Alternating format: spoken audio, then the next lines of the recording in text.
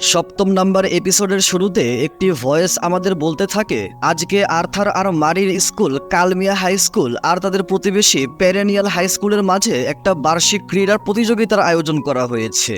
এখন খুব শীঘ্রই এই দুইটা স্কুলের মাঝে বিজয় হওয়ার জন্য অনেক কঠিন একটা কম্পিটিশন শুরু হতে চলেছে।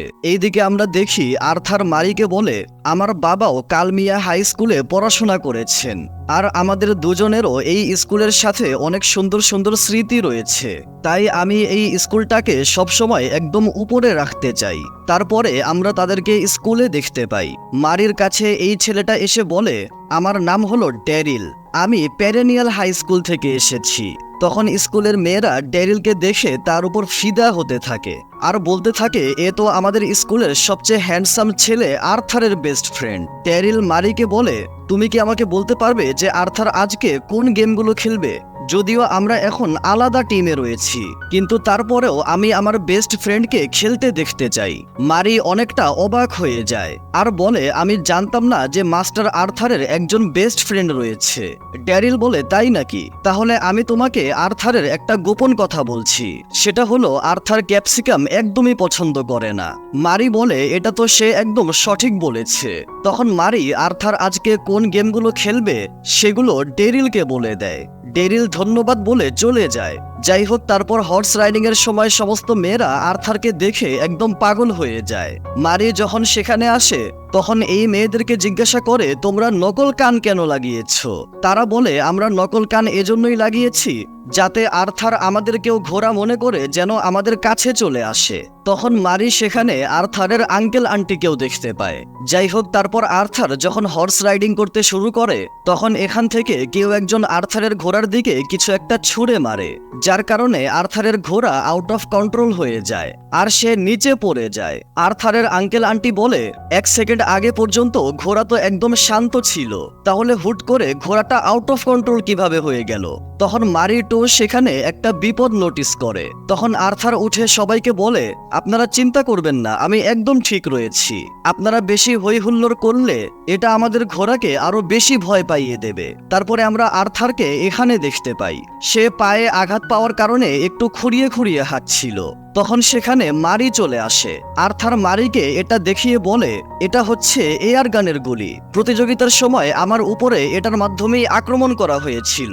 মারি মনে মনে বলে, তার মানে মাস্টার আর্থারকে মেরে ফেলার জন্য আবারও চেষ্টা করা হয়েছিল, কিন্তু সৌভাগ্যবশত এইবারও তিনি বেঁচে গিয়েছেন। তখন আর্থার মনে করতে থাকে, এই গুলিটা হয়তো তার দিকে ড্যারিল মেরেছে।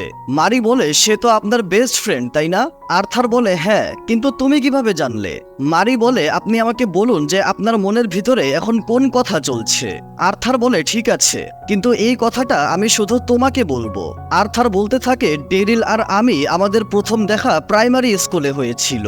সেই সময় আমাকে জেটেস কোম্পানির উত্তরাধিকারী হিসেবে বাছাই করা হয়নি, মানে ওই সময় আমি একদম নর্মাল একজন ছিলাম। স্কুলের অনেক ছেলেরা আমাকে এমনি এমনি মারধর করত।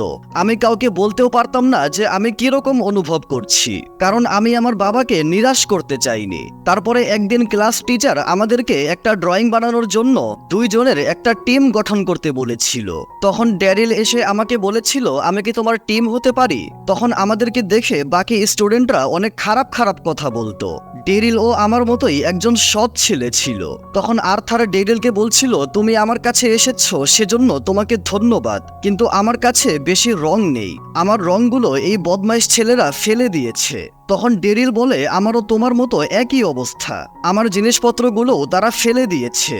ড্যারিল বলে, তাহলে আমাদের দুজনের কাছে যেগুলো কমতি রয়েছে ওইগুলো আমরা ভাগ করে ব্যবহার করব, বা আমরা এই সবগুলো রংকে মিলিয়ে একটা নতুন রং তৈরি করব। আমরা একসাথে মিলে যে কোনো কিছুই করতে পারি। তুমি এখন থেকে আর একা নও, তোমার সাথে আমিও আছি। ব্যাকগ্রাউন্ডে আর্থারের ভয়েস বলে, ওই দিনের পর থেকে আমি ড্যারিলের সাথে মিলেই আমার সমস্ত কাজ করতে থাকি। আমরা একসাথে অনেক মজা করতাম। তারপরে যখন স্কুলের কালচারাল সোসাইটিতে আমাকে এন্ট্রি করা হয়েছিল তখন ড্যারিল আমার সাথেই ছিল। একদিন যখন আর্থার অনেকগুলো মানুষের সামনে পিয়ানো বাজাবে তখন সে তার মিউজিকের শিটটা হারিয়ে ফেলেছিল। তখন ড্যারিল বলেছিল, তুমি ওইসব বাদ দাও, তুমি আগে এই ড্রিঙ্ক পান করে নাও। এরপরে দেখা যাবে কি হবে। আর্থার ওই ড্রিঙ্ক পান করে যখন পিয়ানো বাজাতে যায় তখন সে হঠাৎ করে অজ্ঞান হয়ে যায়। তারপর সন্ধ্যাবেলা ডেরিল বলছিল, তুমি অনেক ক্লান্ত হয়ে গিয়েছিলে, সেজন্যই তুমি ওই সময় ঘুমিয়ে গিয়েছিলে। তুমি আমার বেস্ট ফ্রেন্ড, আমার থেকে ভালো তোমার বিষয়ে আর কেই বা জানতে পারে। কিছুদিন পর আর্থার ডেরিলকে জন্মদিনের একটা গিফট দেওয়ার জন্য যখন তার কাছে আসে তখন সে দেখতে পায় যেই ছেলেরা তাকে সবসময় মারধর করত বা বিরক্ত করত, ডেরিল ওই ছেলেদেরকে বলছে, ওই দিন অনেক মজা হয়েছিল। তুমি এমন একটা ঘুমের ওষুধ দিয়েছিলে যেটা পান করে আর্থার পিয়ানো বাজানোর সময় ঘুমিয়ে গিয়েছিল। এই নাও তোমার টাকা। আমি এখনো সোসাইটিতে এন্ট্রিও নিতে পারিনি। আর ওই আর্থার আমার থেকে প্রত্যেকটা পরীক্ষায় ভালো রেজাল্ট নিয়ে আসছে। আমার তো তাকে দেখলেই তাকে পিটাইতে মন চায়। আমি তাকে অনেক বেশি ঘৃণা করি। আর ওই গাধা মনে করে যে আমি ওর বেস্ট ফ্রেন্ড। এত বড় গাধা আর বলদ ছেলে আমি আমার জীবনে কোনোদিনই দেখিনি। এর পরের বার তোমরা ওর উপরে এই এয়ার গান দিয়ে অ্যাটাক করবে। এগুলো দেখে আর্থারের সেই দিন অনেক বেশি কষ্ট লেগেছিল। দৃশ্য বর্তমানে আসলে আর্থার মারিকে বলে, টেরিল ও আমাকে সবসময় শুধু ঘৃণাই করেছে। মারি বলে, আমি বুঝতে পেরেছি, আমি এখনই আসছি। এটা বলে সে কোথাও যেন চলে যায়। মারি বাহিরে এসে তার রাগ কমানোর জন্য এভাবে গাছে ঘুষি মারতে শুরু করে আর মনে মনে বলে, মাস্টার আর্থার এখনো ডেরিলকে ঘৃণা করেন না, কারণ তিনি ডেরিলের সাথে অনেক সুন্দর সময় কাটিয়েছিলেন, যদিও ডেরিল মিথ্যা কথা বলেছিল।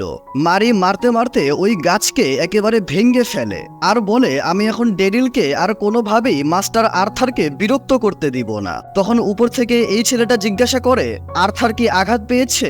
মারি বলে, হ্যাঁ, মাস্টার আর্থারের পা মচকে গিয়েছে। তখন মাইকে ফাইনাল প্রতিযোগিতার অ্যানাউন্সমেন্ট করে দেওয়া হয়। ওই ছেলেটা বলে, এই ফাইনাল প্রতিযোগিতায় আর্থার আর ডেরিলের একে অপরের সাথে কম্পিট করার কথা ছিল, কিন্তু আর্থার হয়তো এখন এই অবস্থায় আর কম্পিটিশনে অংশগ্রহণ করতে পারবে না। তখন মারি বলে, মাস্টার আর্থারের জায়গায় আমি প্রতিযোগিতায় অংশগ্রহণ করব, কিন্তু এই প্রতিযোগিতায় অংশগ্রহণ করার জন্য একটা টিম বানাতে হবে। এটার জন্য তখন নোয়া এসে মারিকে বলে, যদি আমরা একই টিমে অংশগ্রহণ করি তাহলে আমি তোমাকে সাহায্য করতে পারবো।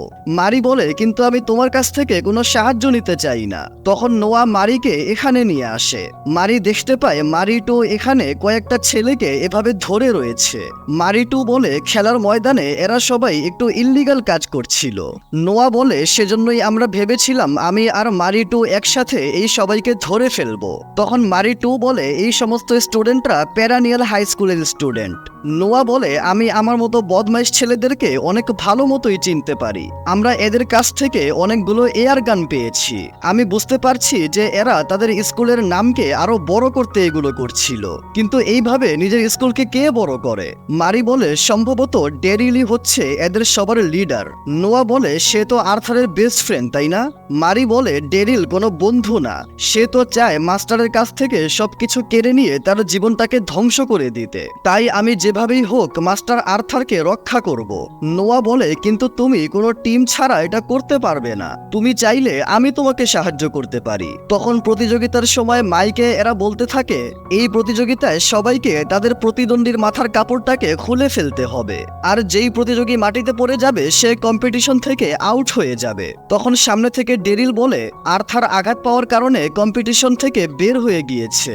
আমি তো ভেবেছিলাম আমি আমার বেস্ট ফ্রেন্ডের সাথে আজকে অনেক সুন্দর একটা প্রতিযোগিতা করব।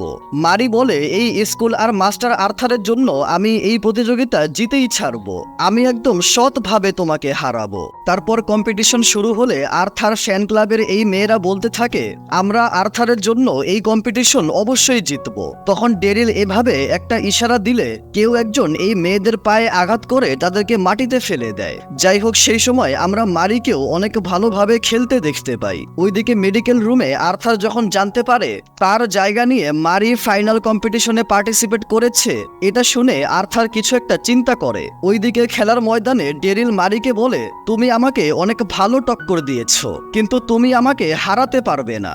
মারি বলে, একদমই না, আমি তোমাকে অবশ্যই হারাবো। তারপরে যখন ময়দানে শুধু ডেরিল আর মারির টিম বেঁচে ছিল তখনই এয়ার গানের মাধ্যমে মারির টিমের উপর আক্রমণ করা হয় আর ডেরিল তাদেরকে ধাক্কা মেরে মাটিতে ফেলে দেয়। কিন্তু মারি পড়ে যাবার আগেই নোয়া মারিকে এভাবে আকাশের দিকে ছুঁড়ে মারে আর নিজে মাটিতে পড়ে যায়।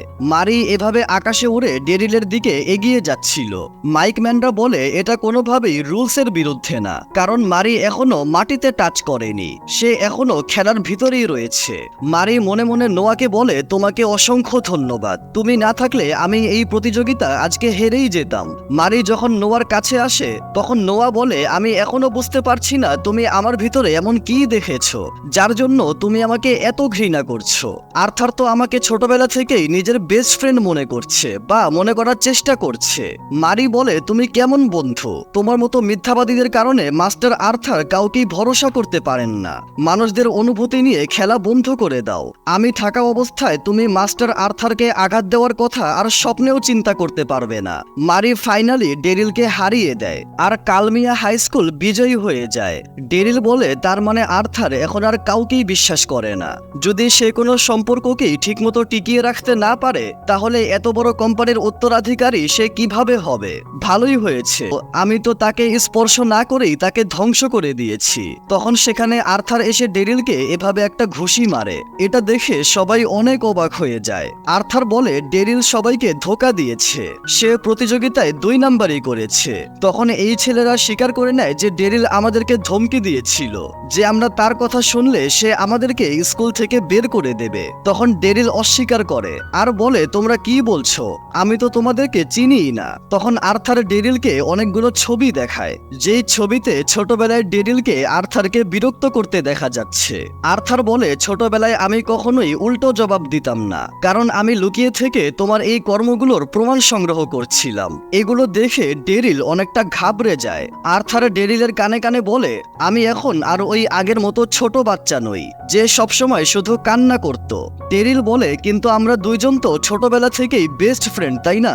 আর্থার বলে, হ্যাঁ, যখন আমার কিছুই ছিল না তখন তুমি আমার সাথে ছিলে। তোমার সাথে আমি অনেক সুন্দর একটা সময় কাটিয়েছি আর এক সময় আমি এই সময়গুলোতে আবারও ফিরে যেতে চাইতাম, কিন্তু এখন আমি আর যেতে চাই না। আর্থার মারির কাছে এসে বলে, তুমি কি আঘাত পেয়েছো? মারি বলে, না, তবে আমি আপনার কাছে ক্ষমা চাচ্ছি আপনাকে না জানিয়ে ময়দানে আসার জন্য। তবে আমার বিশ্বাস ছিল যে আপনি একদিন নিজেই ডেরিলকে উচিত শিক্ষা অবশ্যই দিবেন। আপনি অনেক সাহসী ও শক্তিশালী হয়ে গিয়েছেন। আর্থার বলে, আমি এখনো কিছুই হতে পারিনি, তবে তুমি আমার সাথে থাকলে আমি অবশ্যই হতে পারবো। সবসময় আমার সাথে থাকার জন্য তোমাকে ধন্যবাদ। তখন আর্থার এই মেয়েদেরকে কম্পিটিশনে তার পক্ষ নিয়ে লড়াই করার জন্য খুবই মুচকি হেসে ধন্যবাদ বলে, আর আর্থারকে মুচকি হাসতে দেখে তারা একদম পাগল হয়ে যায়। পরের দৃশ্যে আমরা বাড়িতে আর্থারকে পিয়ানো বাজাতে দেখি। রয় আর্থারকে দেখে বলে, আমি মাস্টার আর্থারকে আজকে অনেক বছর পরে পিয়ানো বাজাতে দেখলাম। তখন আমরা এখানে মারি ও মারি 2কে একসাথে কাজ করতে দেখি। তাদের এই কাজ করার দৃশ্য দেখিয়েই 7 নাম্বার এপিসোড এখানেই শেষ হয়ে যায়।